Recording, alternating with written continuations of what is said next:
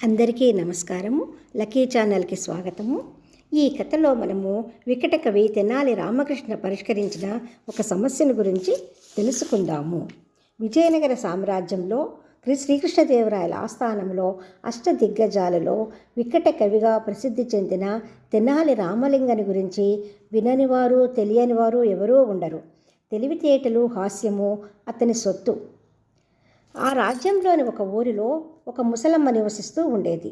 ఒక రోజున ముగ్గురు దొంగలు ఆమె వద్దకు వచ్చి, అవ్వా, మేము యాత్రికులము, చాలా దూరం ప్రయాణం చేయటచ్చే బాగా అలసిపోయి ఉన్నాము, దయతో మాకొక గదిని అద్దెకు ఇస్తే ఇక్కడ విశ్రాంతి తీసుకుంటూ కొన్నాళ్ళు ఉంటాము అన్నారు.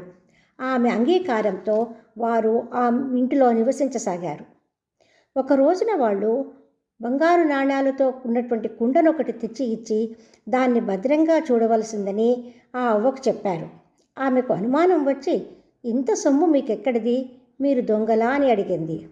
కాదు, మేము యాత్రికులము, ప్రతి రాత్రి మేము దేవాలయాల వద్ద అనేక భక్తి గీతాలు పాడుతూ జాగరణలు చేసేవారికి తోడుగా ఉంటాము. వాళ్ళు మాకు కానుకగా ఈ బంగారు నాణ్యాలను అందిస్తుంటారు.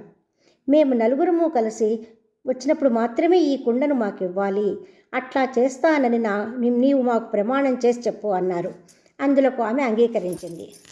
ఒక రోజున వాళ్ళు ఇంటికి తిరిగి వస్తూ ఉండగా దారిలో ఏవో తినుబండారాలు పళ్ళు కనిపించాయి. ఆ రోజు వాళ్ళ వద్ద పైకమేమీ లేదు. మరి ఎలా కొనుక్కోవాలి అని అవ్వయ్యలు ఇక్కడ దగ్గరలోనే ఉంది కదా, అందుచేత వారిలో ఒకరిని ఇంటికి పంపించి కుండను తీసుకురమ్మని చెప్పారు.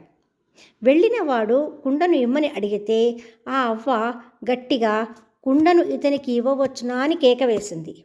ఆమెకు సమాధానంగా మిగతా ముగ్గురు ఇవ్వవచ్చు అన్నారు. వెంటనే ఆమె వచ్చిన వానికి కుండను ఇచ్చింది. ఆ వచ్చినవాడు దురాశాపరుడు. ఆ నాణ్యాలతో కుండతో ఎక్కడికో పోయాడు. ఎంతసేపటికి అతడు రాలేదని మిగతా ముగ్గురు అవ్వ వద్దకు వెళ్ళి, అవ్వ, కుండ ఏది అని అడిగాడు.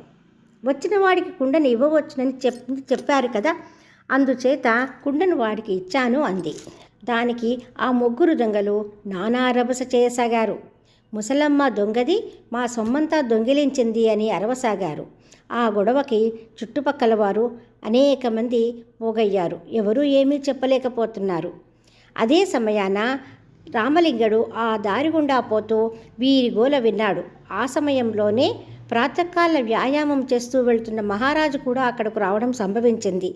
ఆయనకు రామలింగడు జరిగిందంతా వివరించి, అవ్వను దూషించడం మంచి పని కాదు, అవ్వ నిజాయితీపరురాలు, మోసకారి కాదు అన్నాడు.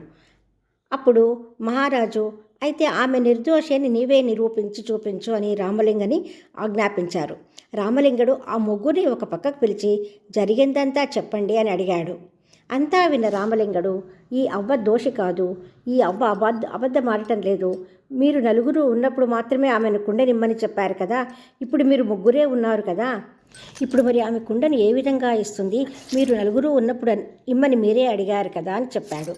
అప్పుడు ఆ దొంగలకి ఏమి మాట్లాడాలో తెలియలేదు. వాళ్ళని నిలదీసిన మీదట తాము కూడా దొంగలమేనని వాళ్ళు ఒప్పుకున్నారు. ఈ విధంగా ఉపాయంతో దొంగతనం చేయలేదు అని నిరూపించారు. దొంగలే వాళ్ళ వస్తువులను దాచిపెట్టుకొని దోచుకుంటున్నారనే విషయాన్ని తెలియచేశాడు. కనుక ఈ మోసపు బ్రతుకు మున్నాళ్ల ముచ్చటే అవుతుందని చెప్పాడు. రామలింగని తెలివికి రాజుగారు సంతోషించి న్యాయాధికారిగా నియమించారు. దొంగలని చెరసాలలో పెట్టారు. కాబట్టి చెరపకురా చెడేవు అనే సామెతలాగా ఏదో చేయాలని పోతే వీళ్ళకే నష్టం జరిగింది. కాబట్టి నిజాయితీగా ఉండడం అలవర్చుకోవాలి. ఈ కథ కనుక మీకు నచ్చినట్టయితే లైక్ చేయండి, షేర్ చేయండి, సబ్స్క్రైబ్ చేయండి. ఇటువంటి మంచి కథలతో మళ్ళీ మనము కలుసుకుందాము. సెలవు. Thank you.